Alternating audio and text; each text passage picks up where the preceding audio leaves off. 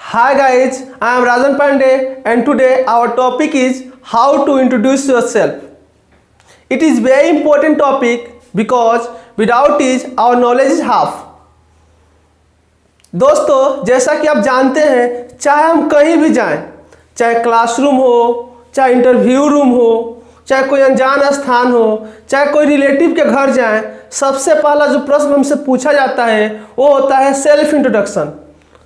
और अगर हम सामने वाले पर अपना प्रभाव कायम करना चाहते हैं तो सेल्फ इंट्रोडक्शन को प्रभावशाली ढंग से कहना ही पड़ेगा। अपने सेल्फ इंट्रोडक्शन को क्लियर करने के लिए इस 9 टॉपिक को समझना काफ़ी इंपॉर्टेंट है। सबसे पहला होता है greetings, name, place, age, qualification, additional qualification, ambition, hobby और फैमिली बैकग्राउंड। कोई भी आपसे सेल्फ इंट्रोडक्शन पूछता है तो हम लोग इस 9 पॉइंट पे ही बोलते हैं। अगर इस सभी पर हम अच्छा से बोल लेते हैं तो हमारा इंट्रोडक्शन काफ़ी आकर्षक हो जाता है। तो पहला है पॉइंट है हमारा ग्रीटिंग्स। ग्रीटिंग्स कैसे करते हैं? सबसे पहले समय के अनुसार सुबह से लेकर 12 बजे तक हम लोग गुड मॉर्निंग बोलते हैं। 12 बजे के बाद हम लोग गुड आफ्टरनून बोलते हैं और 5 बजे के बाद हम लोग शाम को क्या बोलते हैं? गुड इवनिंग बोलते हैं। इसको आप लोग जानते हैं। समय के अनुसार आप लोग बोल देंगे। तो हमने बोला गुड मॉर्निंग एवरीवन। अगर आप समूह को या क्लासरूम में अपने इंट्रोडक्शन दे रहे हैं जहाँ पे अधिक लोग हैं तो वहाँ पे बोलेंगे हम लोग एवरीवन, बोलेंगे गुड मॉर्निंग एवरीवन। लेकिन वहाँ पे इंट्रोडक्शन दे रहे हैं जहाँ पे कोई अकेला है तो अगर पुरुष है तो सर बोलेंगे और लेडी है तो मैम बोलेंगे। Good morning sir, good morning ma'am, ऐसे हम लोग बोल देंगे। उसके बाद हम लोग आभार व्यक्त करेंगे अपने इंट्रोडक्शन देने के लिए। तो कैसे बोलेंगे? It's my pleasure to introduce myself. यह मेरा सौभाग्य है कि मैं यहाँ अपना इंट्रोडक्शन दे रहा हूँ। इसका हिंदी हुआ। तो यहाँ पे ग्रीटिंग्स खत्म होते हैं, मतलब मेरा पहला पॉइंट खत्म हुआ। दूसरा पॉइंट में आता है नेम।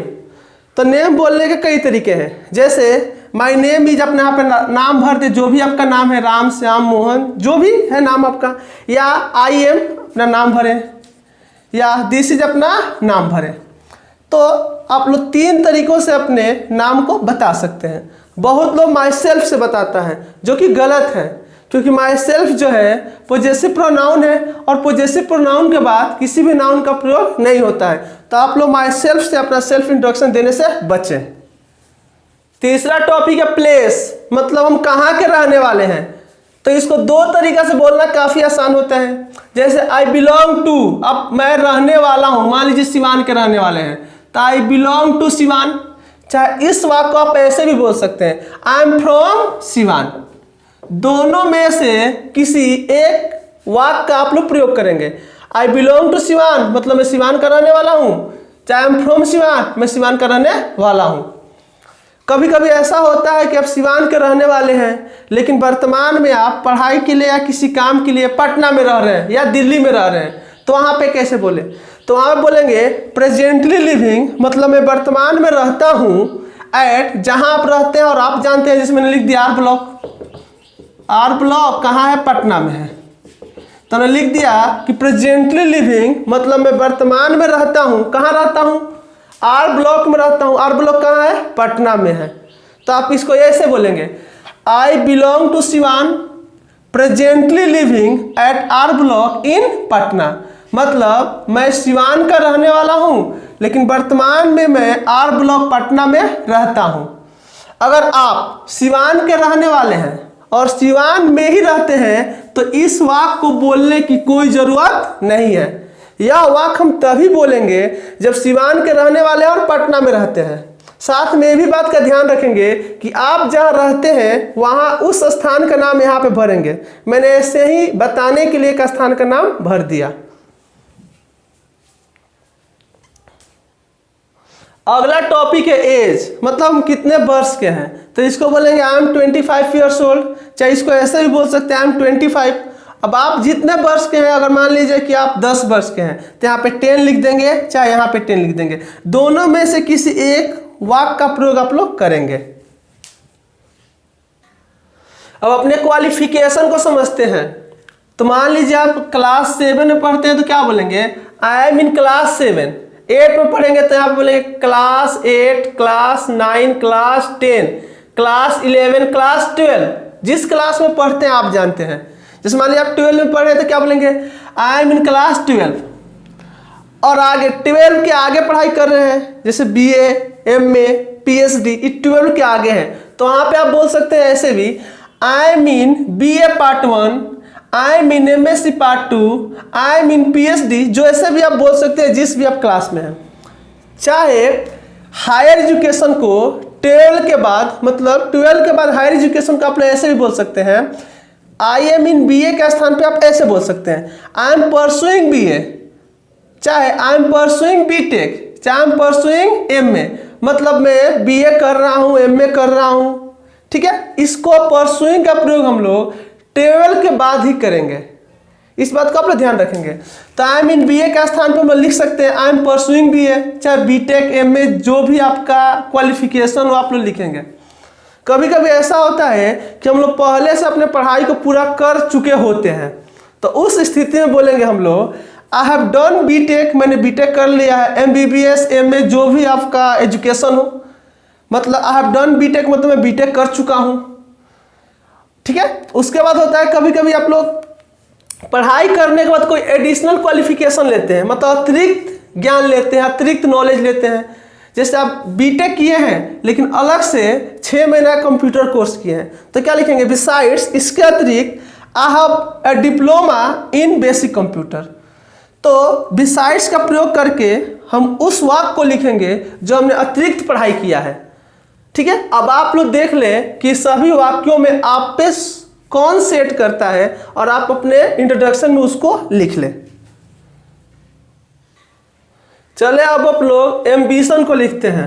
तो क्वालिफिकेशन खत्म है, क्वालिफिकेशन के तुरंत बाद हम लोग अपने एम्बिशन को बोलेंगे, मतलब पढ़ लिख कर क्या बनना चाहते हैं आप, ठीक है।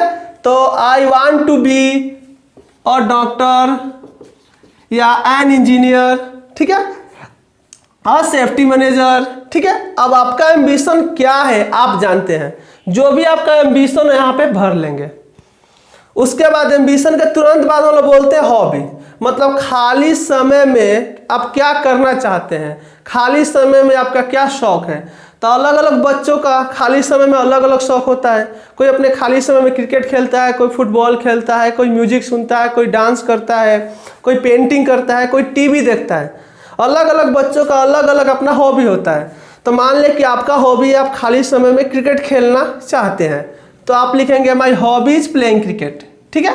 अगर आप म्यूजिक सुनना चाहते हैं तो प्लेइंग क्रिकेट के स्थान पर आप लिखेंगे my hobby is listening to music. अगर आप डांस करना चाहते हैं तो लिखेंगे माई हॉबी इज डांसिंग। अब आपका हॉबी आप जाने, आप यहाँ पे लिख लेंगे। कभी कभी ऐसा होता है किसी बच्चे का 2 हॉबी होता है, तो वहाँ पे क्या करें, तो जब आपका 2 हॉबी हो तो इस तरह से लिखें, ठीक है। जैसे माई हॉबीज आर, यहाँ पे प्लूरल हो गया क्योंकि आपका हॉबी एक से अधिक है। तो my hobbies are playing cricket and helping the helpless, मतलब मेरा हॉबी क्रिकेट खेलना है और असहायों की मदद करना है। मैं तो यह कहूँगा कि अगर आपका हॉबी और यह नहीं है कि असहायों की मदद करना, तो आज तक अपने हॉबी कर ले, असहायों की मदद करना। और आप बोले my hobbies are playing cricket and helping the helpless, मेरा हॉबी क्रिकेट खेलना है और असहायों की मदद करना है। क्लियर है। एक हॉबी हो तो माई हॉबी इज, एक से अधिक हॉबी हो तो माई हॉबीज आर। अपने लास्ट टॉपिक फैमिली बैकग्राउंड को देखते हैं। फैमिली बैकग्राउंड मतलब फैमिली का परिचय आप दे रहे हैं।